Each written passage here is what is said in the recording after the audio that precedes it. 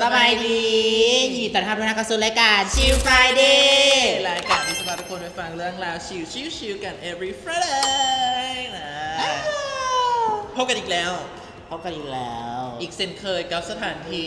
ใหม่ๆเพราะว่า ปลี่ ย่าน ใหม่ๆ ทุกคนเบื่อเขาก็เลยว่าเปลี่ยนสถานที่ในการถ่ายท แม่ ำกันแหน่สักหน่อยนั่นเอง แล้วแต่ เป็นตั้งแต่อาทิตย์ที่ผ่านมา อันนี้พี่พันมากับ อัปเดตกันหน่อย มากับกีฬา อ๋อมาแล้วอาทิตย์แล้วนี่ ก็เลยปิดลงไปแล้ว มาแล้ว เป็นคนมาเบิ่งกีฬาบอก ฮะ เป็นคนมาเบิ่งกีฬาบอก เป็นนักกีฬาจ้ะ เป็นนักกีฬาวอลเลย์บอล ยอม วอลเลย์บอลเป็นกีฬาของกระเทย ถึกตัว แต่มาเขาไม่ได้แบบเขาเล่นเอาออกกำลังกายเล่นเอาแฮงซื้อ อั อั นนี้ก็นักกีฬา นักกีฬายังนอน ดาวกระจาย โน้ตหนึ่งบัต แต่ จิ ว่า รุน บ่มักเบิ่งกีฬาเนี่ยว่าไปเบิ่งกีฬาแต่ละเทื่อหั่นนะเบิ่งกีฬาแต่ละเทื่อที่อยู่ในจอหั่นนะคือไปเบิ่งมวย เป็นอย่างอ๋อโอ้ยจะต้องไปเบิ่งนักกีฬาเพราะว่าอยู่เดินกีฬาขนาดนอกจากว่าจะมีการแข่งขันกีฬาแล้ว มันยังมีผู้บ่าวอีกบักอะไรเลยแต่มันมีแต่คนหน้าตาดีๆได้คนนักกีฬาน่ะจะต้องอันนั้นแหละ อ่ะวันเลิกกีฬาไปแล้ว เอ ก็ อ สิพาไปเบิ่งดุ่มผู้บ่าวคือกัน อยู่ใส่อันนี้อยู่คอนเสิร์ตเป็นค อ๋อ อนเสิร์ต one two three four five six seven eight ไปเต้นหูบอกมันผ่าน แบบนี้เลย หาย ลำไยไหทองค ใหม่พัสลีจ้ะ ำเอาว่ะเอาโอเค วันซีมาจัดคอนเสิร์ตอยู่ประเทศลาวอยู่ร้านอาหารตั้งหลัก โดย ในเมื่อวันที่9 เดือน 12 จะมาถึงนี้ ใครสนใจก็ไปวันทุกทีฟูลไฟกับยูฮัน อ่า ได้ ผู้ใดเกี่ยมเลยซ้อมคอกันเลยหวานถูดีเลย กูบาพี่อาจรอแหงบอกเลยฮันนี้ มันว่าเคยไปแล้วมันบอก เคยไปแล้ว ยังไม่เคยไปตั้งหลักซ้ เคยเป็นแล้ว ำไปตั้งไหนเราให้ฟังดู หลักลม ไปให้อย่างไว้ ฮะ ไปให้อย่างไว้ สร้างวิรกรรม อุ๊ หลั ย กลมเนาะ เลิ อื ศ ม ต่อไปเด็กไง ต่อไปก็จะเป็นใกล้จะฮอตวันคริสต์มาสแล้ว โดย ก็เขาจะมาหลายคนก็อาจจะซอกบอลไทยฮู้ไม่เข้ากับช่วงเทศกาลคริสต์มาส อ่าก็จะมีคาเฟ่หนึ่งอยู่ใกล้ๆอยู่บ้านเขาเป็นสักพังหม้อบอกอยู่แถวพุทธิม หยิบซับมา ซื้อฮานเพิ่นว่า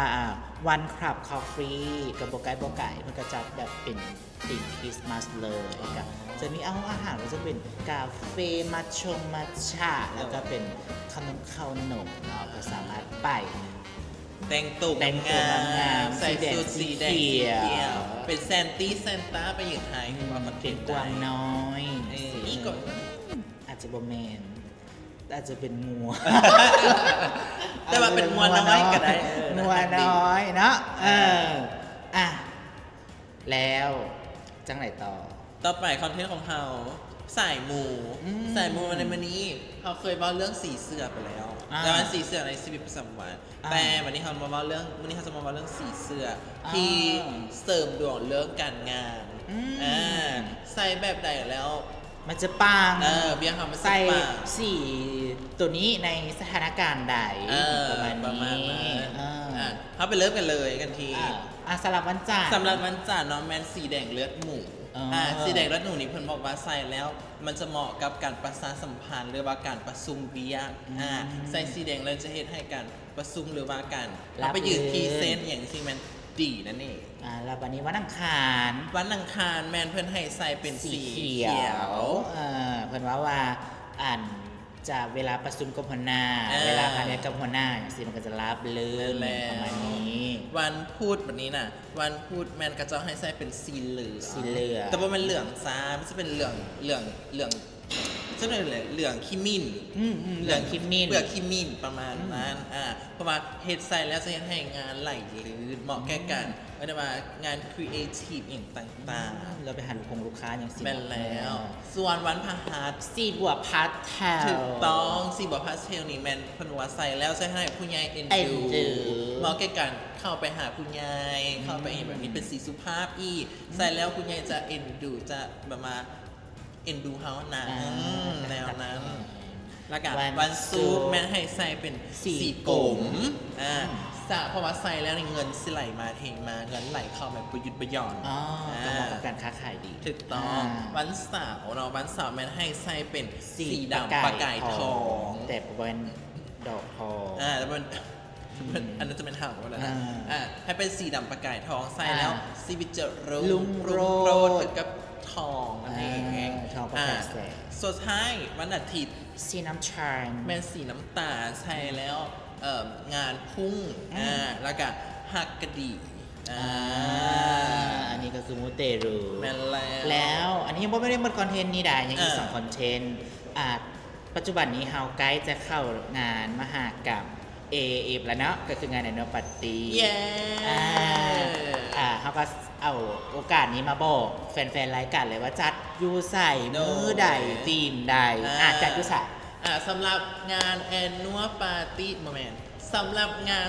AIF Staff Annual Party ปี 2015ของเราเนาะจะจัดขึ้นอยู่ที่ภัตตาคารแก้วมีไซส์3นั่นเอง ตัดภาพออกมานอกสตูน้อยหนึ่ง แล้วเดี๋ยวเขาจะมาบอก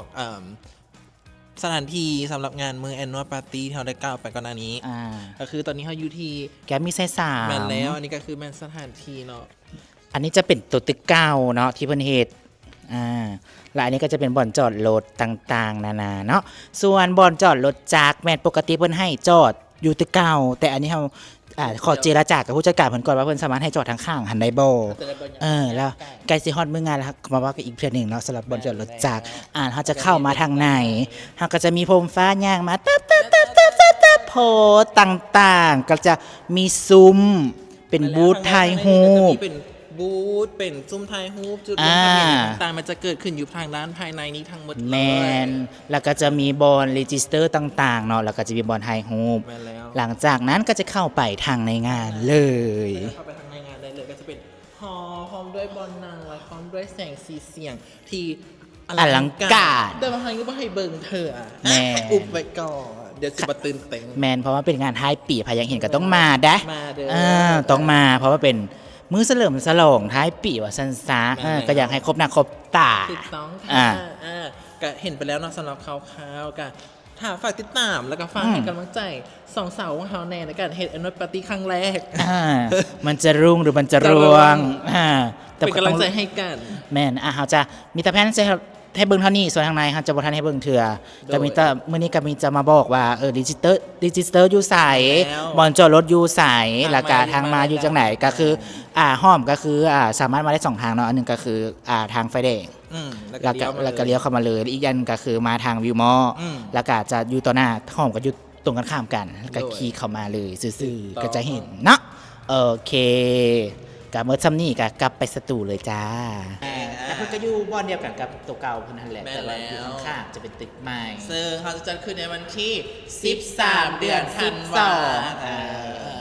นั่นแหละเดี๋ยว12 เดือนธันวาคมเดียวกันปี 2025 แม่นแล้ว ซึ่งเข้ามาในตีม Hollywood Grand Book Carpet งานจะเริ่มขึ้นในตอนเวลา 17:00เขาก็เริ่มเช็คอิน ลง กัน ทะเบีย แล้ นเช็คว อินได้เลย ซึ่งธีมของเขาในปีนี้เนาะแมนมาในธีมฮอลลีวูดแกลม แม่น ก็คือภาพว่าเฮานี่ แต่งตัวงามๆใส่สุดเดรสสุดลาตรีไปเดินพรมแดงงานประกาศรางวัล อย่างประมาณนี้แต่ที่เขาเดินพรมฟ้า แม่น มา แล้ว เอฟ ถูก เด้ ต้อง อ่า เพราะฉะนั้นแล้วให้แต่งให้งามที่สุด ให้แต่งให้แบบว่าเลิศที่สุด แม่นแล้วอย่าลืมว่าปัจจุบันนี้เฮามีให้รีจิสเตอร์คนที่จะลงสมัครคอสตูม การประกวดคอสตูมซึ่งทุกๆ ปีเขาจะมีอยู่แล้ว แม้ทั้งแบบเดียวและแบบกลุ่ม ถูกต้องและปีนี้กันมาอีกเช่นเคยกับทีมฮอลลีวูดแกลม แม่นแล้ว เอาสุดลาตรีที่ใหญ่ที่สุด เอาผมที่ใหญ่ที่สุด คิดว่าปังที่สุ ปา ด กที่สุดมาลงประกวด รายงานนั้นก็จะมีลักคีโด อ่าร างวัลอีกหลากหลายรายการแล้วอย่าลืมว่า มือนั้น มีเซอร์ไพรส์โซพิษ อุ้ยอุ้ย มันจะเกิดอะไรขึ้นนะ บอก เดี๋ยวรู้จักเลย แต่มาบอกได้เลยว่ามือนั้นน่ะมันจะมีว่า เหตุการณ์หลายๆอย่าง ขึ้ ขึ้ น น น้องแบบว่าตะพือเล ตะพุ ย ตะผือ ตั้งแต่ต้นจนจบงานวันได้พักวันได้พอ พอได้พักได้พอแล้วก็เตรียมลุ้นมาวันนี้ปีนี้มูนอยสแตงอย่างไป เขาสองคนสิแต่งอย่างป่า มาดู ก็บอก สิ ดีกว่า อ่า ตื่นเต้นแล้วเว้ยสิฮอตละเอ้ย จะเต้นหรอไหม อย่าลืมเนาะสำหรับงานแอนนวลปาร์ตี้ อ่า ของเราปีนี้ อยากให้ทุกคนแบบว่าจะหนักจะเต็ม แต่งตัวให้แบบว่าเลิศที่สุดไปถ่ายรูปไปเอาคอนเทนต์ และอย่าลืม โดย House register ผ่านระบบ ก็คืออันทิเกตเนาะก็คือต้องดาวน์โหลดแอปทิเกตมาก่อนแล้วก็เบอร์นั้นก็ต้องเป็นเบอร์ที่สามารถส่งข้อความเข้าได้อย่าลืมพกพากันไปนำนะ โอ้ยมันสำคัญเลยว่าแอปทิเก็ตนี่มื้อนั้นมันว่าคร่าวๆซะว่าคร่าวๆให้แบบเป็นแบบว่าให้ตื่นเต้นก็คือตอนประกาศรางวัลนะแมนเขาจะประกาศผ่านแอปทิเก็ตเด้อเพราะฉะนั้นแล้วให้พากันโหลดแอปทิเก็ตติดโทรศัพท์มือถือเราไปพร้อม แล้วก็ใส่หุ้มงาม อย่าเอาหุ้มกระตุดอย่าเอาหุ้มตุ่มแมว ต้องเป็นหุ้มหน้าแท้ เป็นหุ้มหน้าแท้เท่านั้น แม่นแล้ว อันนี้ก็จะเป็น ข้อมูลคร่ ข้อมูลค าว ร่าวๆที่งาน Annual Star Party จะเกิดขึ้นในวันนี้ แต่ส่งท้ายของรายการ เฮาก็มีแขกรับเชิญพิเศษใน EP นี้ ถูกต้อง เป็นพนักงานเอฟที่ไปแข่งกีฬา เป็นงานกีฬามหกรรมกีฬาแห่งชาติที่หากพานมา แม่นแล้วเพิ่นก็ได้คว้าเหรียญเงินเหรียญทองอะไรทำไมเยอะแยะมากมายเลย และเดี๋ยวเขา ค่ะ จะไปสัมภาษณ์ความรู้สึกของเพิ่นกะ และอยากรู้ว่าแม่นไผ่ไปเบิ่งน้ำกันเลย โอเคมาพบกับช่วงสุดท้ายของเราในวันนี้ก็จะเป็นการสัมภาษณ์กับนักกีฬา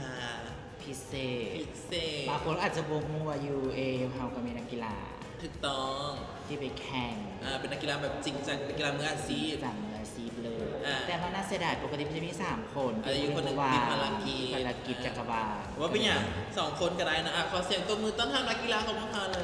ยนี่ สบายดีสบายดี ไม่ดี สวัสดีโอเคก็ดูมันยังไงทั้งสองท่านแนะนำตัวเองก่อนสังกัดยุสายแล้วกันเป็นนักกีฬาประเภทไหน โดยสบายดีข้าพเจ้าชื่ออนันต์ชัยรัตน์เป็นพนักงานของ AF Group เป็นนักกีฬาดึงเชือกให้กับทีมนครหลวง ตื่นเต้นหน่อยหนึ่งนะ สบายดีน้องน้อยมีชื่อว่าอิทสุริมันหลงลา น้องน้อยโอเค สังกัดอยู่ BSC Bank อยู่แผนกมาร์เก็ตติ้ง โดยสบายดีซึ่งมูน้อยแสดงก่อนคอมโพเซอร์เป็นนักกีฬาเต้นหยาบ แล้วก็อันนี้มองประเด็นได้อีสุดๆขนาดโอเคก่อนอื่นมูสื่อเสียงแห่งนายคนละขอถามอันดับแรกก็เลยว่าทั้งสองทางเนาะว่ามันเริ่มเล่นกีฬาดึกเสื้อนี้ได้เท่าไหร่ เริ่มอันนี้แมนเริ่มดิ่นตั้งแต่สมัยเรียนอยู่มหาลัยแมนอาจารย์เพิ่นคัดมาให้เรียนลิน โอเคเดินทางนั้นอันนั้นเอง ส่วนนี้ มัน อิดส่วน อ๋อต่อไปอีก ตัวมา รอ มาเสื้อลองมาซ้อมบ่ใช่ไหม แล้วเขาเล่นกีฬาประเภทนี้โดนหรือเปล่า ส่วนตัวแมนลินตั้งแต่อยู่มหาลัยกับประมาณ 7-8 ปีเลยนะ แล้วก็เล่นตามบินแล้วก็เข้าทีมเลย แมน แล้วทางนั้นอันนั้นจะได้มาด้วยกัน ก็เริ่มซ้อมบางเดือน6 อ๋อ เดือน โอ้ก็คือหากันเริ่ม แมนหาก็เริ่มใหม่ๆทีมนอนเลย บ้าขนาดหากันเริ่มเลยดีเพจมีเป็น มาก็เริ่มเป็น6แต่ว่าได้เหรียญทอง มีอย่างห้อยคอเลยถือว่าเก่งบอกให้กับคนที่มาอาจจะยังบ่ฮู้ในมากีฬาดึงเสื้อเขานี่มันกีฬาแบบไหน แต่ก่อนเนาะกีฬาหนึ่งเสื้อคนทั่วไปจะเข้าใจว่าเป็นคือกีฬาแบบกีฬาพื้นบ้านทั่วไป เป็นคือแบบเขาดื่มตามกีฬาสีอย่างทั่วไป อ๋อ นะ กระ แม สือน ควายดื่มซื่อ แต่ว่าอันนี้มันเป็นเฮ็ดยกให้มีสากลหลายขึ้น มีมาตรฐานหลายขึ้นอาจจะเป็นมันมีดึงยูรูเป็นกีฬาในโฮมแล้วก็สองแบบที่สองแมนดึงยูนอกสถานที่เป็นดึงยูพื้นหญ้าแต่อันนั้นจะใส่เป็นเกือบดุมอันนี้เขาจะใส่เกือบเป็นเป็นพื้นหญ้าพื้นเรียบสิ่งในรูปแล้วเขาแข่งขันมันจะมีแบบ3ประเภทแบบทีมผสมชายหญิงแล้วก็ทีม C แล้วก็ทีม8แต่ละรุ่นหันแมนจะสร้างน้ำหนักตามเกณฑ์เนาะทีม 8 จะเป็น600 กิโลสำหรับผู้ชายแล้วก็650สำหรับผู้หญิง560สำหรับผู้หญิงส่วน C หันแมน300ผู้ชายแล้วก็ผู้หญิงหันแมน250แล้วก็ทีมผสมว่าอะไรวะ อย่าง ทีมผสม ๆอัน แมน นี้ผสม ทีมผสมชายหญิง CC หันแมน560 ก็เป็นว่าหลักๆก็จะมีอยู่3ประเภทแล้วก็แล้วแต่รุ่นน้ำหนัก แมน โอเคแล้วเขาสอบถามในว่าสำหรับกีฬาแห่งชาติครั้งนี้เนาะแมนเฮามีการเกี่ยมโตหรือว่าฝึกซ้อมกันโดนปันใดจนได้แบบมีเหรียญห้อยคอกันคนละ2คนละ3เหรียญ การฝึกซ้อมก็เริ่มตั้งแต่เริ่มเข้ามาซ้อมเดือน6ก็ได้มี ถือว่าโดน ซ้อมค่อยๆซ้อมมาแล้วก็ความ ด้วยที่บ่เคยเล่นแน่แล้วก็ต้องได้มาปรับพื้นฐานจูนกันตั้งแต่เริ่มต้นเลยสินะก็มีความยุ่งยากหน่อยนี่ แล้วก็พยายามเรียนรู้แล้วก็เบิ่งคลิปเบิ่งเขาเจ้าที่เขาจะเป็นมือโปรนะแล้วเขาจะเฮ็ดจังไดจับจังไดลิ้นจังไดแล้วก็แลนมีการซ้อมแลนมีการเอากำลังเพื่อจะมาดึง ไอ้เด็กสำหรับการเตรียมตัวครั้งนี้เป็นแนวไหน สำหรับครั้งนี้บอก โดยการกีฬาแห่งชาติครั้งนี้การเตรียมตัว อ๋อ รู้สึกว่าเป็นจังไงเขาเตรียมตัว การเตรียมตัวกับรู้สึกว่าสำหรับส่วนตัวเนาะส่วนตัวแมนรู้สึกว่าก็เต็มที่กับมันแล้วแมนเพราะว่ากีฬานี้มันอาศัยทีมเวิร์กหลายกว่า โดย ต่อให้เฮาพยายามคนเดียว แต่ว่าทีมมันก็ แม ไป นทีมบ่ไปกับบ่มีความหมายแม่นแต่ก็ส่วนตัวก็รู้สึกว่าก็เต็มที่แล้ว โอเคอ่ะแล้ววันนี้โซเลียนให้เบิ่งในด้วยผู้ใดได้เหรียญประเภทใดมาในอาทิตย์อันเว้าให้ท่านผู้ชมฟังหน่อยว่าเขาได้เหรียญประเภทใดมา แม่ เริ่ม สำหรับตัวนี้แม่นเรียนคำแม่น ประเภททีม C ประเภททีม C โดยทีม C สายโดย ทีม4 คน 4 คน ก็ตัวนี้แม่นประเภททีม8 คนทีมสาย แต่พอดีมันได้3เหรียญ วันนี้มาได้สาม เพราะว่า แข่งทุกรุ่น ส่วนตัวลงทุกรุ่นเป็นตัวตื่น กระส่งให้แล้วเป็นตัวตึงซะเราเล่นจะมาหา ที่ อะไร เราหา เนาะ อันนี้ลิน6 เดือนได้ อันนี้คือว่า แล้ว เก ก็ มแล้วแต่ว่าทางนั้นเราเล่นมาโดยให้เรา โด เป็น ย ตัวตึง อันนี้มีทีม C เนาะทีม C โดย ในที่1แล้วก็ทีม8ซ้ายแล้วก็ทีมผสมยิง อ๋อ เป็นได้ อัน เหรียญ นี้อันนี้ทีมซีมได้เหรียญบ้า อ่ะโอเค เอาวันนี้เห็นแล้วได้นี่ว่าพนักงานเฮานี่มันมา โปรโมทเพียงเท่านี้ได้ แม่น เฮาได้ยินว่าเพิ่นจะบ่ได้อยู่ที่กีฬามหกรรมกีฬาตูน เพ็กซ่า เพิ่นจะไปต่อ เตรียมตัว อยู่ที่ มีแผนที่จะไปอะไรมา อ่า เล่นระดับสากลอีก แม่ บ่ แม่น ได้ยินมาใบๆนี้แววๆอยากให้เบาอีก ต่อไปเนาะแมนการแข่งขันต่อไปของพวกเขาแมนอยู่ประเทศไทยเป็นซีเกม ว้าว ซีเกม แก่ มาถึง นะคะ แล้ว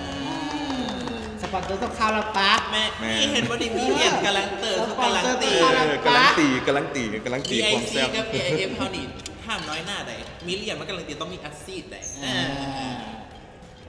แล้วอยากฝากให้ทุกคนเนาะที่มาเบิ่งอยู่เนาะซอยขอกำลังใจในการแข่งขันซีเกม แล้วก็สิใส่ไม่ได้จำได้อย่างนี้นะเต็ โอ ม เค ที่ สำหรับ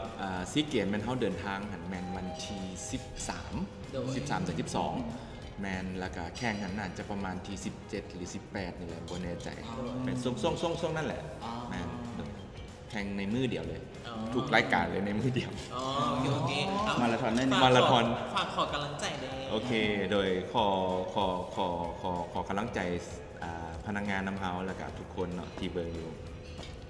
แล้วก็น้องสัญญาว่าสิตั้งใจทำเฮียนและให้ทุกคนเพื่อประเทศชาติที่ดีขึ้น โมแมน รักแอลลินรักแอลลิน โอเคกะเฮากะเฮ็ดเต็มที่เท่าที่เฮาสิเฮ็ดได้แล้วก็เท่าที่ให้ได้ดีที่สุดเท่าที่เฮ็ดได้แหละแม่น สำหรับ2 คนเฮาก็บ่ได้คาดหวังอย่างไรแต่ว่าต้องได้ที่หนึ่ง อุ้ยเขาไปแล้วเขาก็ต้องมี แน่นอน คาดหวังต้องมีเหรียญติดไม้ติ แต่ ด เขาก็เชื่อว่า2 คนเพื่อนต้องเฮ็ดได้แน่ แม่นแล้ว เดี๋ยวเขาจะว่ามีเหรียญติดกันมาเดี๋ยวเขาไปหาวิสนามบินเลย แน่ เอาชื่อไฟได้ไปหับเลย เลยนะจ๊ะ เสียดายอย่างเดียวเฮาขี่รถไฟไป เขาไปทำอยู่รถไฟ ไปหับคือรถไฟ แล้ แล้ว ว ทำอยู่รถไฟ ได้เลยแล้วก็เอามาสัมภาษณ์อีกบัตรหนึ่งออกรายการ โอเค โซเลียซีเกมนะ ได้โอ้คิดว่าสิโลซัวเหรียญ5กับเหรียญ10ไป บอกสุดท้ายนี้เราก่อนที่จะจากกันไปเราอยากให้ฝากให้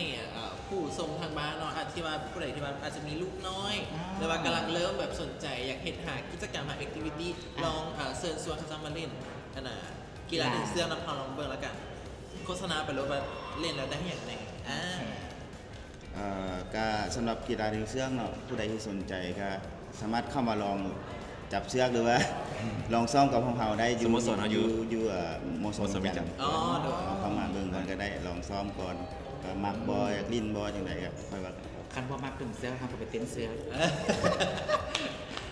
โอเค แล้วแต่ตารางการซ้อมเด็กบางคนแบบว่าแล้วว่าอยากเข้าไปนี่มันต้องติดต่อทางไหนหรือว่าสามารถเข้าไปเดินได้เลยบอก ได้พวกเขาซ้อมจันทร์หาซุกร์แต่ถ้าว่าการสิฮอนมือแข่งก็จะมีเสาร์อาทิตย์นะ โอเคคือใครสนใจกันไปสามารถขันยางเข้าไปถามไปเดินได้เลยเนาะ ถ้าใครสนใจก็สามารถปรึกษาทางเพื่อนได้เลยว่าเป็นงานนี้พี่อยากลิ้น แม่น ล แล้ว องลิ้นคือวันนี้ ลอง อาจจะได้อยากคำได้6 เดือนแล้วก็ 6 เดือนได้เรียนคำ ได้เลย สำหรับวันนี้ก็ต้องขอเข้าใจทางไอ้สองคน โอเค เลยนะ เข้าใจแล้ว ก็ให้กำลังใจเพิ่นเนาะบรรดาทำงานเวฟค่ะ ก่อนที่จะจากกันไปในวันนี้ หวังว่าคอนเทนต์ที่เราจะมาเสิร์ฟคอนเทนต์ที่เอามาเสิร์ฟในวันนี้เนาะจะเห็นให้ทุกคนนั้นมีความสุขแล้วก็ฝากเป็นกำลังใจให้พวกไอ้เพิ่นแน่สำหรับวันนี้หมูน้อยบ๊ายบาย และชนิดมาบุย และพวกไอ้ทั้งสองคนต้องขอตัวลาไปก่อนสำหรับวันนี้ต้องขอกล่าวคำว่าสบายดี โซเลียน